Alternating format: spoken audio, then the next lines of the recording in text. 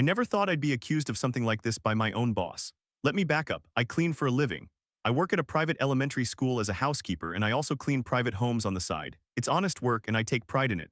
I've been at the school for 3 years, and my principal, Mrs. Connie, has always been fair to me.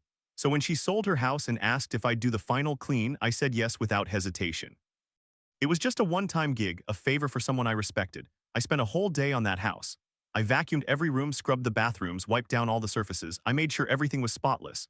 The new owners moved in a few days later. I figured that was the end of it. 3 weeks after the move-in, my phone buzzes with a text from Mrs. Connie. I'm expecting maybe a thank you or a question about the school. Instead, I get this wall of text that makes my stomach drop. She wrote that the new owners had plumbing issues. Toilet overflowed, soaked the carpets. Roto-Rooter came out and found the system full of wipes, plastic gloves, and vacuum remnants. She said the plumbing was inspected before I cleaned and it was fine. Then she said this all happened after the last cleaning and once we moved out. I'm not accusing you, but I don't know who else it could be. Not accusing me? That's exactly what she was doing, and she was wrong. I did not empty the vacuum contents into the toilet. I did not flush wipes or gloves. I know better. I've been doing this for years. I use the trash can like a normal person. My heart started racing. I read the message over and over. I thought, this can't be real. She's been my boss for 3 years and she thinks I'd sabotage her plumbing? I felt sick. I didn't respond. I couldn't. I sat on that text for almost 24 hours just staring at it, trying to figure out what to say without sounding guilty and without making her angry. I love my job at the school, I need it, but I also need my side clients. This wasn't just about defending myself, it was about keeping my income and my reputation. If Mrs. Connie believed I did this, she might fire me, she might badmouth me to other homeowners. I could lose everything, so I did what anyone would do in Tuziaratwafiv. I went to Reddit. I posted in a cleaning subreddit asking for help crafting a response. I included the full transcript of her text. I said, I assure you I did none of these things. Please help me come up with an appropriate response. I want to remedy this situation without admitting doing something I did not do. The comments came in fast. Most people were on my side, thank God. One commenter said, she's accusing you without proof. Ask her for the Roto-Rooter report. Another pointed out the obvious. The carpet cleaning service that came after you seems pretty dang obvious. That hit me like a brick, of course. The new owners probably hired a carpet cleaning company after I left. Those guys use vacuums, they wear gloves, they use wipes. And if they emptied their equipment into the toilet, that could cause a backup. Why would Mrs. Connie jump to me? Someone suggested I cross-post to a plumbing subreddit for technical advice on how those systems work, so I did. I wanted to understand if it was even possible for vacuum remnants to clog a main line the way she described. The plumbers on there explained that yes, if you flush things like wipes and plastic, they can get stuck. But they also said that a vacuum cleaner bag dumped into a toilet is unlikely to cause a major blockage unless the system was already compromised. That made me feel a little better. It wasn't my fault, and it probably wasn't even possible that I could have caused that kind of damage, but I still needed to respond to Mrs. Connie.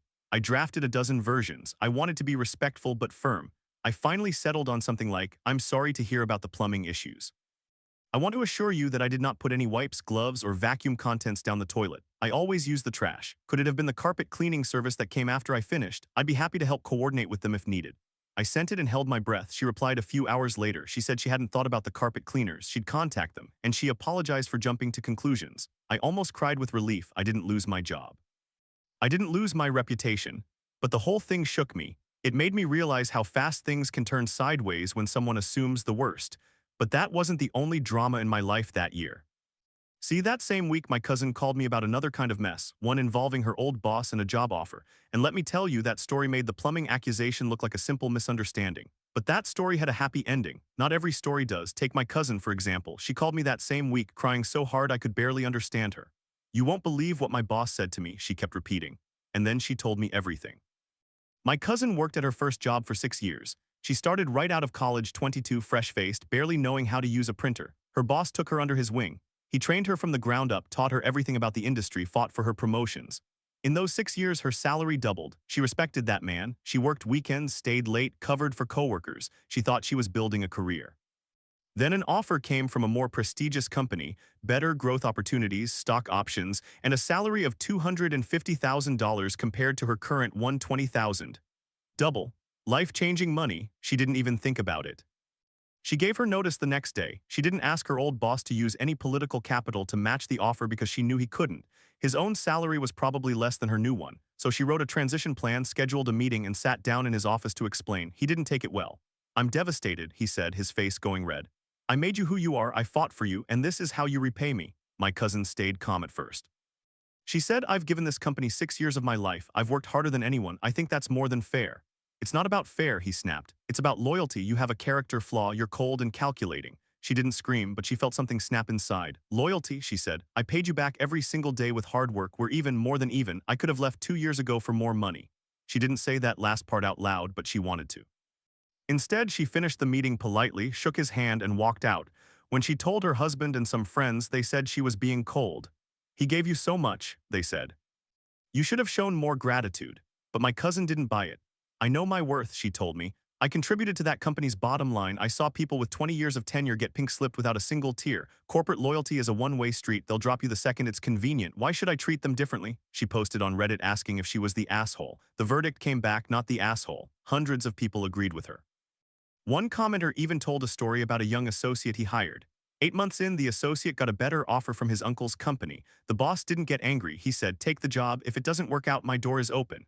That was the definition of a good boss, not someone who guilt-trips you over loyalty. My cousin blocked her old boss's number. She started the new job a month later. She's making double the money and she doesn't owe anyone an apology. That story reminded me of another mess, this one about a roommate and her boyfriend's shower habits. A friend of a friend told me the whole thing. It started out small, but it escalated faster than anyone expected. Her name was Sarah. 21, living in a 2-bedroom flat with a roommate named Jess, 22. They'd been roommates for about a year, splitting everything evenly. They weren't best friends, but they got along. Then Jess started dating a guy named Mike, 24. At first, Mike came over once or twice a week. That was fine, but within a few months, he was there 5 or 6 nights a week. Sometimes he'd stay for 7 nights straight. He wasn't on the lease. He didn't pay rent. He didn't buy groceries. He didn't contribute to anything. Sarah didn't want to start drama, so she kept quiet. But one thing drove her insane. Mike showered constantly, twice a day minimum, sometimes more. And every single time he used her shampoo, her conditioner, her face wash, her razor, even her deodorant. She noticed because the bottles were moved, the razor was wet. She started moving all her toiletries into her bedroom. Every time she needed a shower, she had to carry everything back and forth like she was at a campground. It was exhausting. She brought it up to Jess once gently. Hey, Mike keeps using my stuff. Could you ask him to stop? Jess shrugged. He probably didn't realize. Nothing changed. Week later, Sarah confronted Jess directly. I'm not comfortable with him showering here all the time, especially since he doesn't live here or pay for anything. If he bought his own stuff, fine, but he doesn't. Jess got defensive. You're overreacting. It's just a shower. It's not just a shower, Sarah said. It's basic respect. The next day, Mike showed up while Sarah was home. He cornered her in the kitchen. I heard you have a problem with me using your stuff, he said. You're being controlling. It's just shampoo. Sarah didn't back down. It's my shampoo. I bought it. You don't live here. Get your own. Mike's face twisted. He started yelling. Jess came running out, took his side, and accused Sarah of being a toxic roommate. That night, Sarah locked her bedroom door. She felt unsafe. A few days later, she noticed strange things. People she didn't know were coming to the apartment at odd hours. Mike would answer the door, whisper, hand something over, and close it. Sarah started paying attention. The traffic increased. She saw cash changing hands. She smelled something chemical in the bathroom. She called the landlord and told him everything, the boyfriend living there without permission, the strange visitors, the potential drug activity. The landlord said he'd investigate. That weekend, while Sarah was at work, Mike and Jess trashed her room. They threw her clothes everywhere, broke her lamp, and left a note that said, mind your own business. Sarah came home to the destruction. She didn't scream. She called the police. They found drugs in Mike's bag. Jess was arrested too for obstruction. Both were evicted. Sarah moved out after that. She found a new place, a studio, where she didn't have to share a bathroom with anyone. She still carries her shampoo to the shower, sometimes out of habit, but at least now it's her own. Those two stories hit me hard. My own plumbing drama seemed small in comparison. But they all taught me the same lesson. When someone tries to make you feel guilty for standing up for yourself, they're usually the ones in the wrong. Whether it's a boss expecting loyalty, a roommate expecting free shampoo, or a principal blaming you for a clogged toilet, you don't have to accept the blame. The truth always comes out eventually. Speaking of loyalty, a Reddit commenter once shared a story that stuck with me. A guy named Tom, he was a partner at a law firm and he hired a young associate fresh out of law school. Smart kid, motivated, wanted to prove himself. Tom spent months training him, bringing him to client meetings, teaching him how to write briefs that actually got noticed. The kid was good. Tom started giving him bigger assignments. 8 months in, the associate came to work looking pale. He asked to talk in private. Tom knew something was off. The kid sat down, hands shaking, and said, my uncle owns a company that sells expensive equipment to the Department of Defense. They just lost their corporate counsel. He offered me a job, double the salary, partnership track in 2 years. Tom took a breath. He could have gotten angry. He could have guilt-tripped the kid about all the training, all the time he'd invested. But he didn't. He leaned back and said, take the job. If it doesn't work out, my door is open. The kid looked stunned. Really? Really, Tom said. You have to look out for yourself. Don't burn bridges and don't forget where you started, but go. The associate left 2 weeks later. Tom wrote him a recommendation letter. Years passed. The kid's uncle's company got bought out and the kid was laid off. He called Tom sheepish. Is that offer still open? Tom hired him back. Full salary, no questions asked. The kid worked there for another decade, eventually made partner himself, and every time someone asked Tom about loyalty, he told that story. Loyalty is a two-way street, he said. You can't expect it if you don't give it first. That story came from the same Reddit thread where my cousin got judged, not the asshole. Hundreds of people upvoted it. It was a reminder that good bosses exist and that guilt-tripping someone for leaving is just bad management. I thought about that when I finally responded to my principal's text. I took a day to calm down, then wrote back. I understand your concern. I assure you I did not put any wipes, gloves, or vacuum contents down the toilet. I always dispose of vacuum bags in the trash and gloves in the garbage. I've never flushed anything like that. I would suggest checking with the carpet cleaning service that came after I cleaned. They use vacuums and chemicals, and they might have disposed of gloves or wipes improperly. I'm happy to cooperate with any further investigation. She didn't reply for 2 days. I was sick to my stomach. Then she called and apologized. Turned out the carpet cleaners had a rookie who dumped a bag of debris into the toilet out of laziness. The principal had already fired them. She said, I'm sorry, I assumed the worst. You're a great employee. I didn't scream. I just said, thank you, I appreciate that. And I kept my job. But the whole thing made me think about how quick people are to blame the obvious person. The person who's always there, the one who can't fight back without risking everything. My cousin faced the same thing with her boss. Sarah faced it with her roommate, and I faced it with my principal. The difference is we all stood our ground. I still clean houses on the side, but now I take photos of every room when I'm done. I document everything. And if a client asks me to do a final clean after they move out, I bring a witness. Call it paranoid, but after that plumbing accusation, I don't take chances. The last story I want to tell isn't mine, but it's one I read in the same comments. Another house cleaner, a woman named Rita, posted about a similar situation. She'd been cleaning for a wealthy family for 5 years. One day, a diamond earring went missing from the mother's vanity. The mother called Rita furious. You're the only one who was in my room, she said. I want it back or I'll call the police.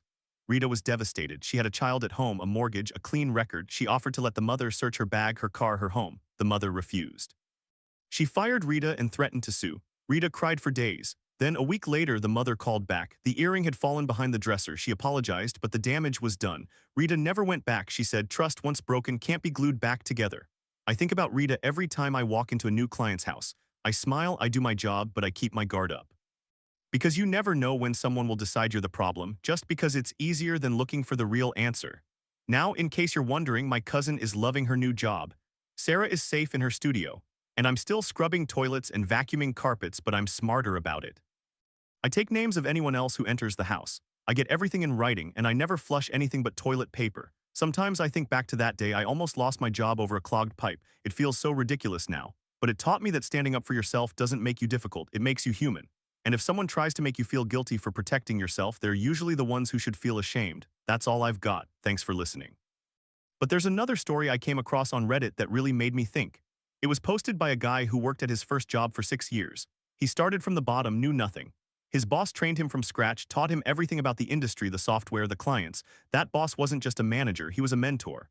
He fought for the guy's promotions, pushed HR to give him raises, got his salary doubled over those 6 years. By the end, he was making $120,000. Solid money, especially for someone who'd started with zero experience. Then a recruiter called. Another company, more prestigious, better growth opportunities. They offered him $250,000, more than double, plus stock options. The guy did the math. It wasn't just money, it was a career leap. He knew his current boss couldn't match that offer. The boss's own salary was probably around that number, and there was no way he could use his political capital to get a counteroffer approved. So the guy didn't even ask. He wrote his resignation letter, planned a transition, and asked for a meeting. The boss sat down across from him, and the guy handed over the letter. He explained the new offer, the salary, the stock, the title. He said he was grateful for everything, but this was an opportunity he couldn't turn down. He laid out a 2-week plan to hand off his projects, train a replacement, make sure nothing fell through the cracks. He thought he was being respectful, professional, even generous. The boss's face went white, then red. His hands started shaking. He didn't yell, but his voice got tight, low, the kind of tight that's more terrifying than shouting. I can't believe you're doing this to me, he said.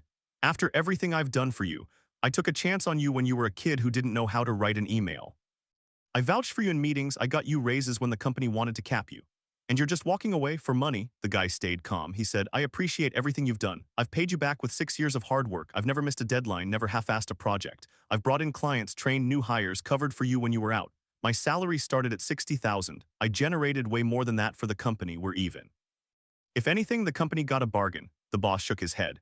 That's not the point. The point is loyalty. You don't just leave when something better comes along. You owe something to the people who built you.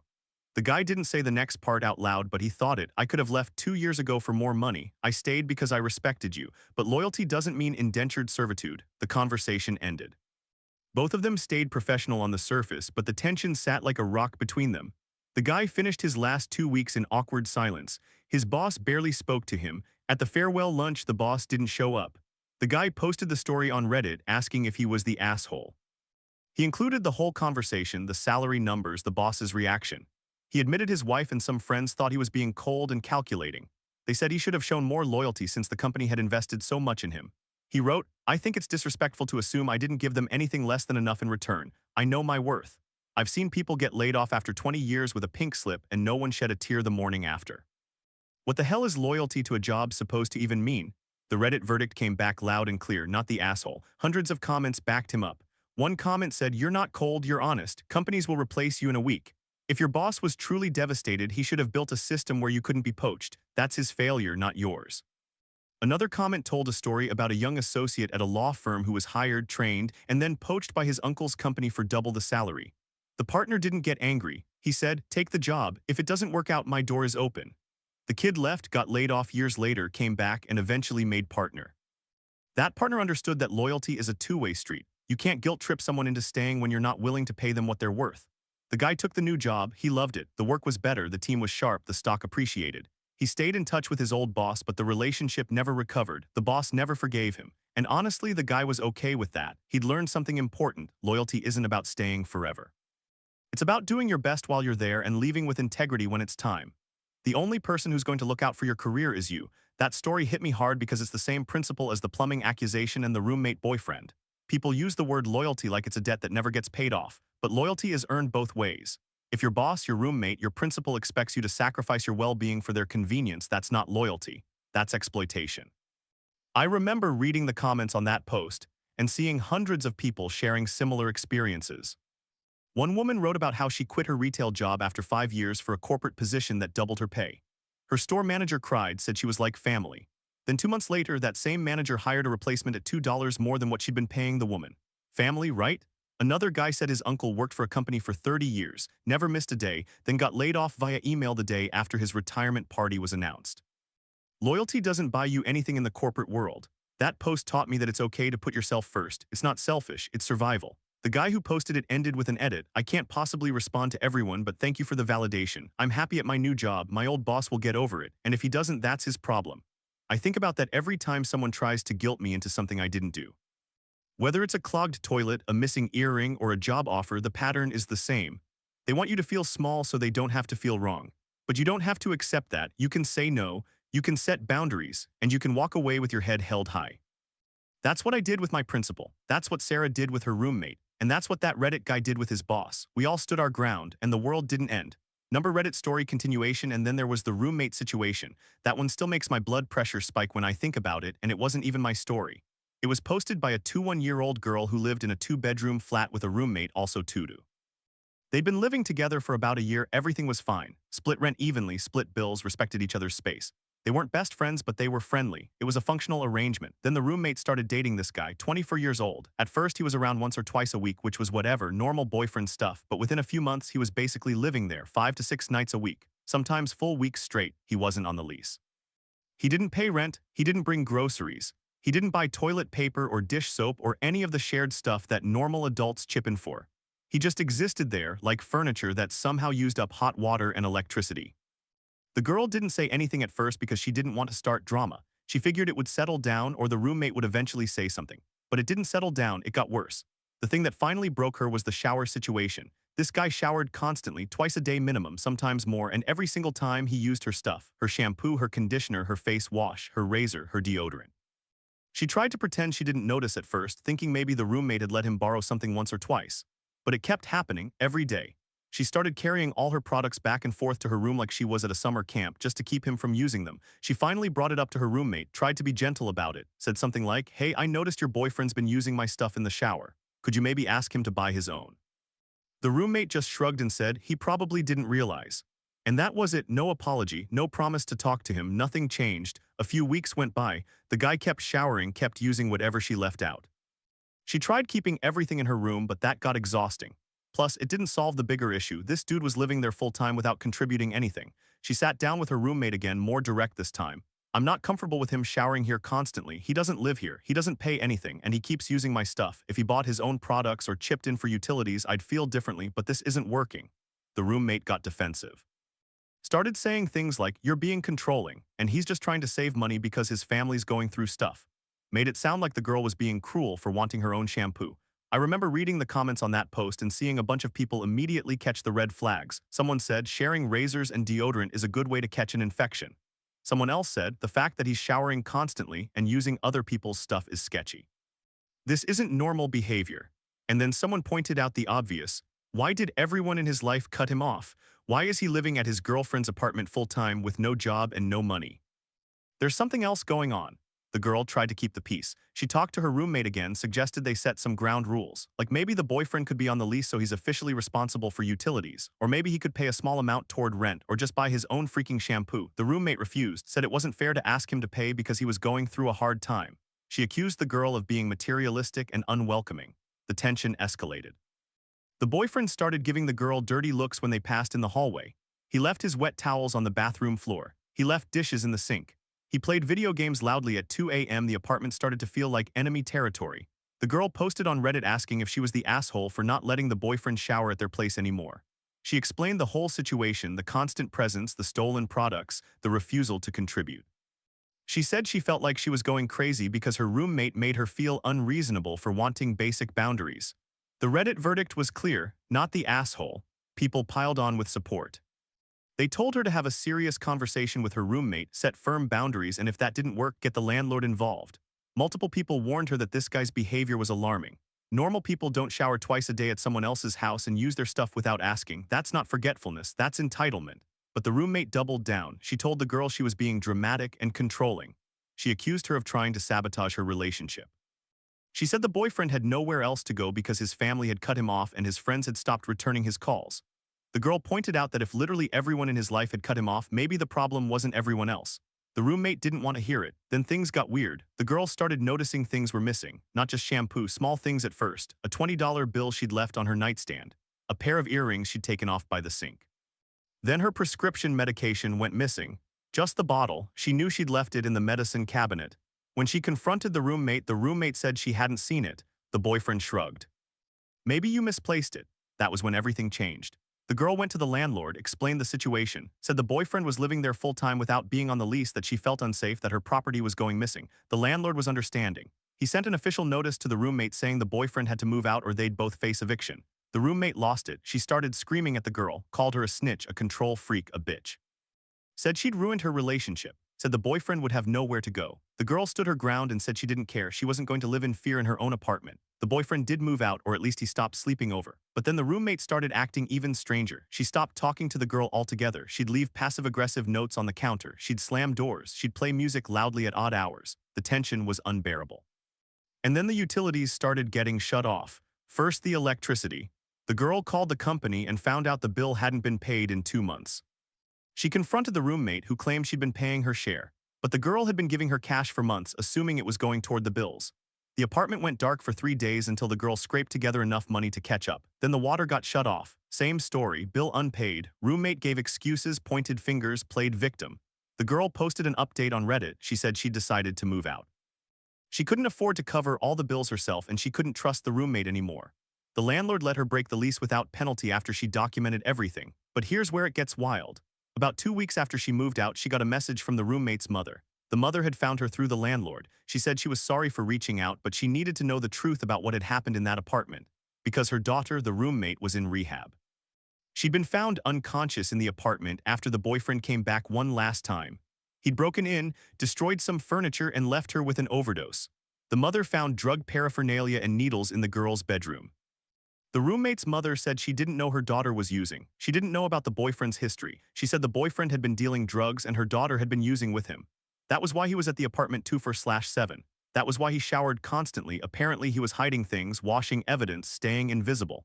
That was why products went missing and prescription bottles disappeared. He was likely stealing to fund his habit. The mother thanked the girl for getting out when she did, for setting boundaries, for trying to talk to her daughter. She said she wished she'd listened sooner. She said the roommate was now in a long-term treatment facility and that the family was pressing charges against the boyfriend. The girl's final update said she was doing okay. She'd found a new apartment, a smaller one, but it was hers. She was living alone for the first time. She said she still felt guilty sometimes, wondering if she could have done more. But then she remembered the stolen money and the missing medication and the utilities getting shut off. And she reminded herself that she wasn't responsible for fixing other people's lives. She'd been trying to protect herself, and that wasn't wrong. The comments on that update were full of support. People told her she'd done everything right. Someone said, "You can't help someone who doesn't want to be helped. Your roommate had to hit rock bottom before she could start climbing back up. You leaving might have been the wake-up call she needed." Someone else said, "I'm glad you're safe. That situation could have gone so much worse." I think about that story a lot. How a girl just trying to get her own shampoo back accidentally exposed a drug den. How a simple boundary, "don't use my stuff," escalated into something much bigger. How the boyfriend's creepy behavior, the excessive showering, the missing objects, the refusal to leave, all of it pointed to something darker. And I think about the roommate's mother reaching out to a stranger to apologize. That must have been hard. Admitting that her daughter was an addict, that she'd let a dealer into her home, that she'd lost herself so completely. But she did it anyway. She owned it. She thanked the girl for being brave enough to leave. That's the thing about boundaries. They're not just about protecting your shampoo or your utilities or your peace of mind. Sometimes they're about protecting your life.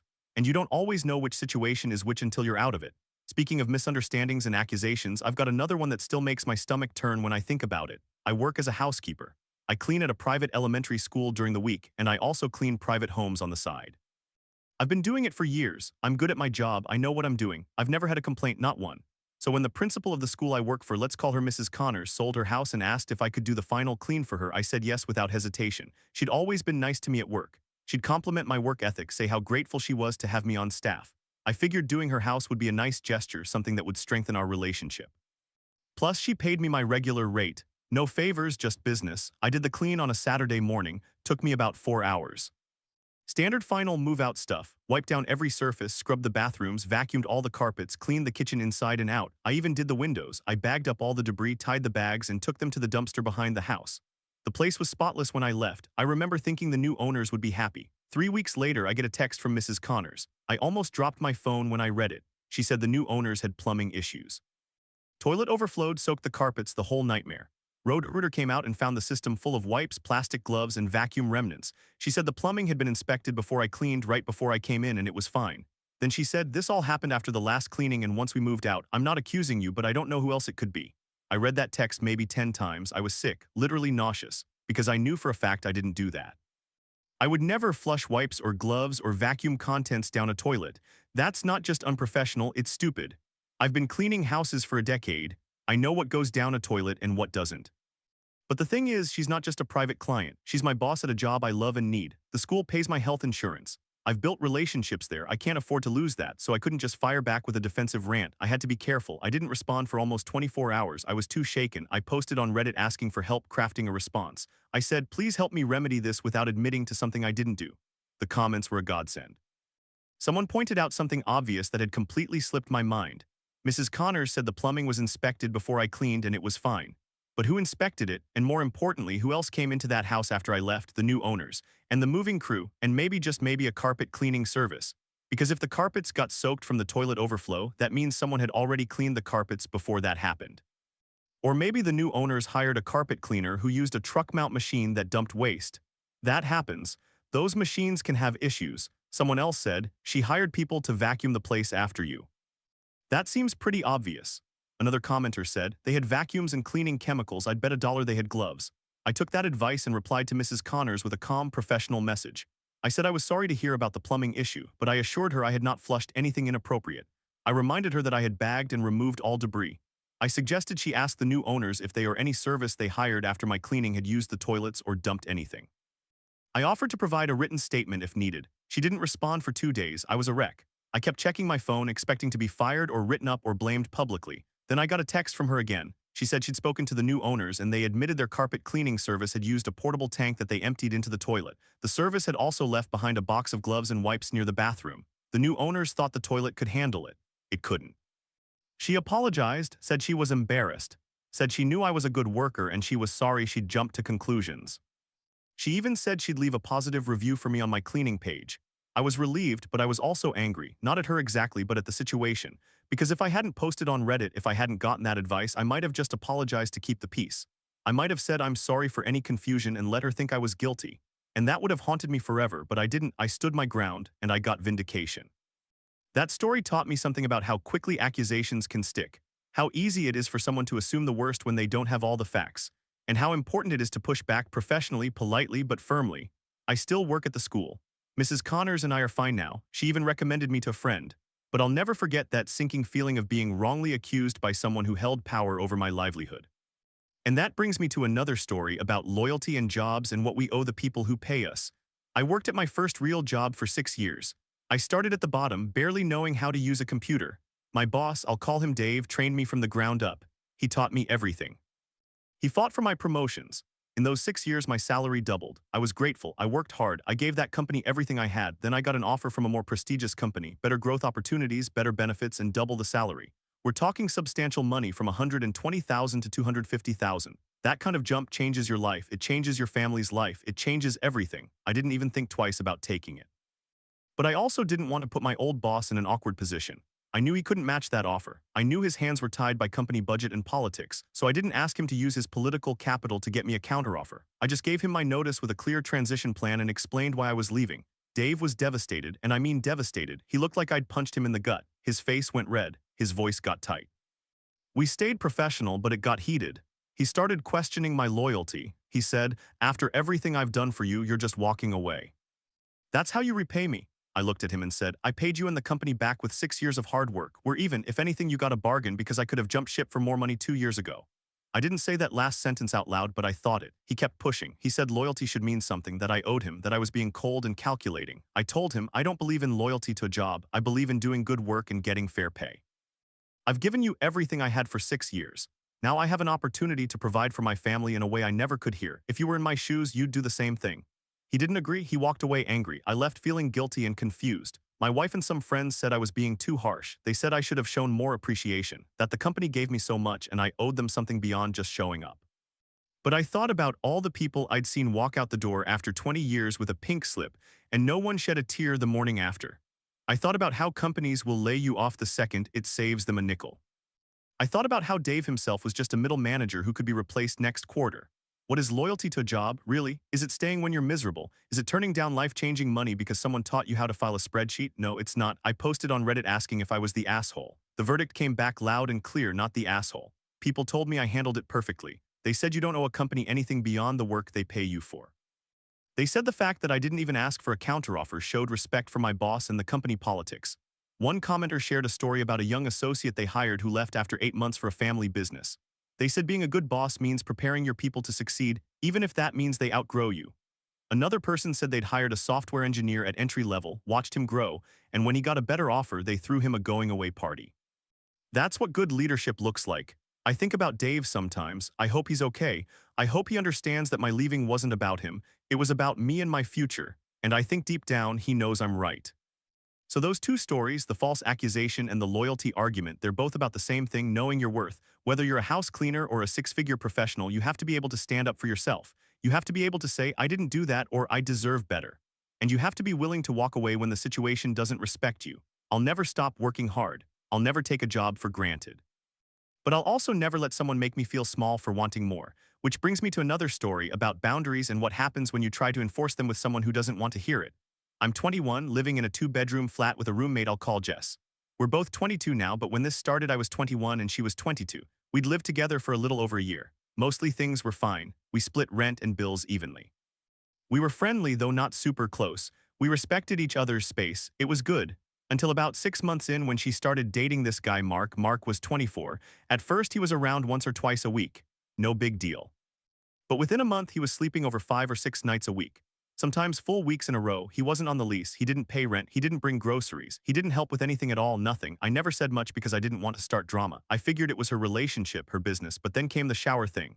Mark showered constantly, twice a day minimum, sometimes more, and every single time he used my stuff. My shampoo, my conditioner, my face wash, my razor, my deodorant. Yes, I noticed. At first I thought maybe Jess let him borrow something once, but it kept happening. I'd go into the bathroom and my bottle of shampoo would be half empty, my razor would be wet, my deodorant would have that telltale smear. I started moving all my toiletries into my room and carrying them back and forth like I was at a summer camp. It was exhausting. I brought it up to Jess once early on. She just shrugged and said he probably didn't realize, didn't do anything about it, so after a few more weeks of this, I finally got direct. I told Jess I wasn't comfortable with him showering here constantly, especially since he didn't contribute anything and use my stuff. I said I'd feel different if he at least bought his own toiletries or chipped in for utilities. I thought that was reasonable. She lost it. She said I was being controlling, that I was trying to dictate her relationship, that I was being petty about a few dollars worth of shampoo. She said, he's just trying to stay clean, you're making a big deal out of nothing. I told her it wasn't about the money, it was about respect. I didn't sign up to live with a third person. I didn't agree to share my bathroom with a guy who wasn't on the lease. I didn't consent to him using my razor, which is honestly just gross and unsanitary. She didn't see it that way. She said I was jealous that she had a boyfriend. She said I was bitter and lonely and needed to get a life. It got ugly. She started giving me the silent treatment. Mark started giving me dirty looks when I walked through the living room. I thought I was overreacting. Maybe I was being too strict. Maybe I should just let it go. But every time I went into that bathroom and saw my stuff moved or wet or empty, I felt this knot in my stomach. I wasn't comfortable in my own home anymore. Then I noticed other things. Mark would get these phone calls and step outside. He'd come back with his eyes pinned and his pupils tiny. He'd be super energetic or super sleepy. Sometimes he'd disappear for hours and come back smelling weird. I started to wonder. One night I came home early from work. I walked into the flat and it smelled strange, chemical, almost sweet. Mark was in the bathroom with the door locked. I heard the shower running, but also this weird clicking sound. I went to my room and tried to ignore it. But then I heard Jess's voice low and angry on the phone in the hallway. She was saying, "No, I told you he's not dealing from here. You need to stop calling this number." My blood went cold. I didn't confront her. I didn't say anything. I just started documenting. I took photos of the water bill, the electricity bill, which had gone up 30% since Mark started staying over. I took photos of my half-empty shampoo bottles. I noted the dates he was there. I kept a log. A week later, I came home and the front door was unlocked. I walked in and the living room was trashed, couch cushions everywhere, coffee table overturned, a broken glass on the floor. I heard shouting from Jess's room. I knocked, no answer. I opened the door. Mark was shoving clothes into a duffel bag. Jess was crying. There were two phones on the bed and one of them was buzzing constantly. Mark looked at me with this wild look and said, "This doesn't involve you, get out." I went to my room and locked my door. I called the non-emergency police line and asked what to do. They said if I felt unsafe, I could leave. I packed a bag and stayed at a friend's place that night. The next morning, Jess texted me. She said Mark had a situation with some people he owed money to. She said he was leaving town for a while. She asked if I could not mention anything to the landlord. She said she'd cover his part of the bills. I told her I needed him gone. Permanently. No more staying over. No more using my stuff. No more anything. She agreed, but I didn't trust it. 3 days later, I came home and the bathroom was a mess. There was blood on a towel, a needle on the counter. I almost threw up. I took a photo. I sent it to Jess with a message. "This is it. I'm going to the landlord." She called me screaming. She said I was trying to ruin her life. She said Mark was clean now. She said he was just helping her with her anxiety. She said I was a monster. I didn't scream. I said, "I'm giving you 48 hours to get him out. After that, I'm calling the landlord and the police." She said I couldn't do that. I said, "Watch me." I went back to my friend's place for 2 more nights. On the third day I came back, the door was unlocked again, the flat was empty, Jess's room was cleaned out, there was a note on the kitchen counter, "You win, hope you're happy." I was relieved, but also sad because I'd lost a roommate and a friendship over a guy who left her with a mess and a broken lease. She moved out without giving notice. I had to cover her half of the rent for 2 months.